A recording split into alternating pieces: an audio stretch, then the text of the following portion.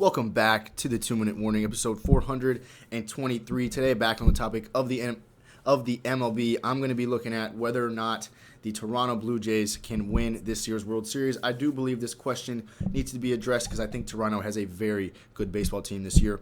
But first, question of the day, and that is, who is your Toronto Blue Jays franchise hit leader? Again, if you know the answer, comment below, and if you don't, stick around till the end of the video. We'll discuss it then. But can the Toronto Blue Jays win the World Series this year?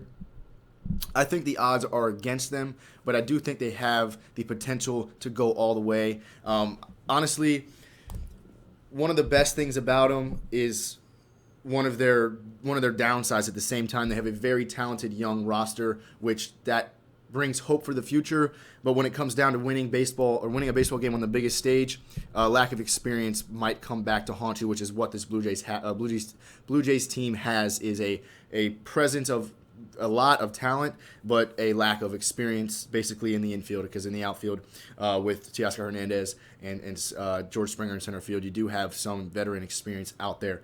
But I really, really like this Blue Jays infield. I think this is a team that can put together a 90-plus, 95-win season. I do not think they'll be able to come out of their division on top. The AL East has, of course, the Rays, who were AL champs last year, but I do think will fall off. But with the Yankees in that division, I do think they will win it all. The Yankees are a 100-plus win team, in my opinion, and I think that's kind of widely agreed on. So I do have the Yankees winning this division that the Blue Jays are in, but I do think that the Blue Jays can possibly make a run, and I do think they will make it farther in the playoffs than the Yankees will.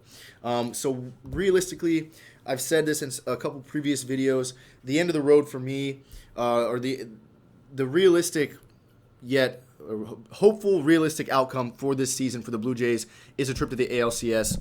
I do think I couldn't really decide. For a while, I bounced around between who do I think is going to win the AL between the White Sox and the Blue Jays. I think the White Sox are going to come out on top, but I do think that the Blue Jays I very realistically think the Blue Jays can make a run to the ALCS, so why not go all the way once they're there?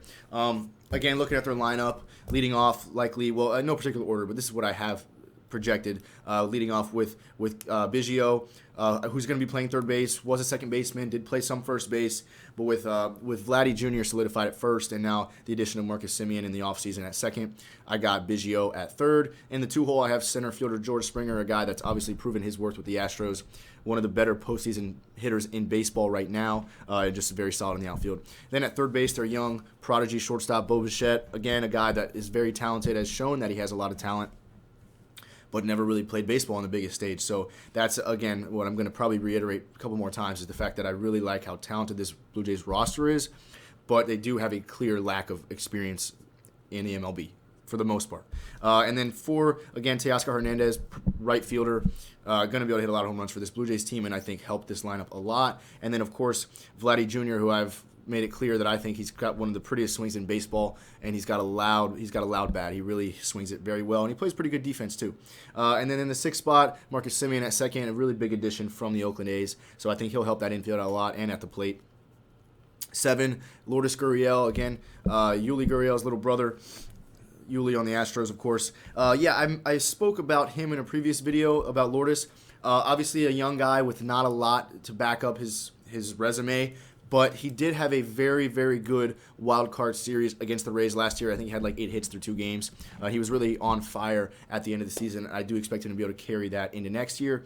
And then Rowdy Tellez and Danny Jansen bringing up the 8 and 9 spots in the lineup. So really looking at this defensively, this team with George Springer holding down the outfield with Rowdy Tellez and Teoscar Hernandez, I think that'll be a very solid outfield, led again by Springer, who I think is a very, very good outfielder. And then the infield, very, very one of the better infields in baseball. You got, like I said, corners of Vladdy and Biggio, and then up the middle, Semien and Bo Bichette. Extremely good infield. You probably argue they're top 10 and one of the top, 6, 7, 8 infields in baseball, if not higher up on the list than that. Probably maybe a top 5. So very good infield. Not totally sold on Danny Jansen behind the plate. He's certainly solid, but there are better catchers out there.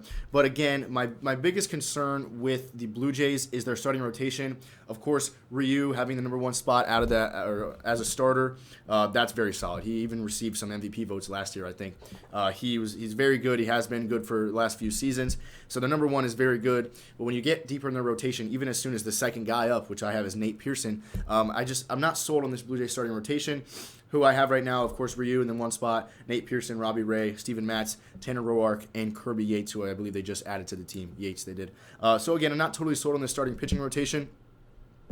We saw what happened to the Atlanta Braves this past season when they didn't have enough starting pitching to carry them where they should have gotten. They lost that 3-run lead to the Dodgers, and I think the Blue Jays might end up running into a similar issue, but earlier in the playoffs. So if they were to go out early, I think it's because of lack of starting pitching. I do think their lineup can pick up a lot of slack, but maybe not all of it.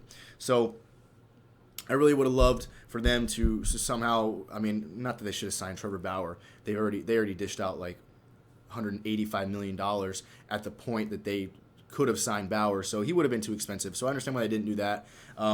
But for example, Padres got Joe Musgrove from the Pirates. If the Blue Jays could have made a push for something like that, or Yu Darvish or Blake Snell, one of these guys that the Padres gotten, the Blue Jays could have really, really needed another starter.